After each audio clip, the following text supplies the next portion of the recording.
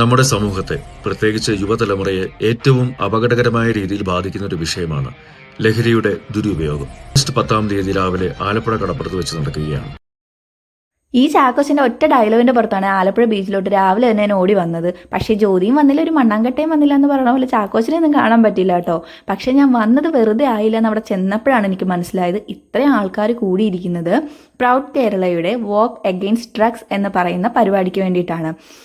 രമേശ് ചെന്നിത്തല സാറാണ് ഇതിൻ്റെ ഫൗണ്ടർ. എന്നിരുന്നാലും ഒരു മുന്നണിയുടെയോ ഒരു മതത്തിൻ്റെയോ ഒന്നും വേർതിരിവില്ലാതെ ഒരുമിച്ച് നടക്കുന്ന ഒരു പ്രോഗ്രാമാണ് കേട്ടോ ഇത്.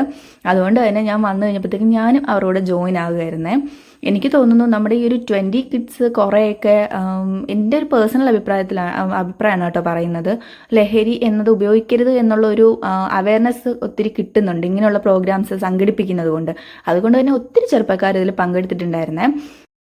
തിരിച്ചറിവില്ലാത്ത ഒത്തിരി യുവതലമുറകൾ ഈ ഡ്രഗ്സും മറ്റുള്ള ലഹരി പദാർത്ഥങ്ങളും ഉപയോഗിച്ച് അവരുടെ പ്രഷ്യസ് ആയിട്ടുള്ള ഒരു ഫ്യൂച്ചർ നശിപ്പിച്ച് കളയുന്നുണ്ട്.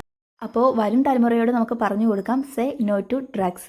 അപ്പോൾ ഇന്നത്തെ വീഡിയോ ഇത്രയേ ഉള്ളൂ. ഇഷ്ടമായവരൊന്ന് ചാനൽ സബ്സ്ക്രൈബ് ചെയ്തേക്കണേ, ലൈക്കും ചെയ്തേക്കണേ. Okay, by.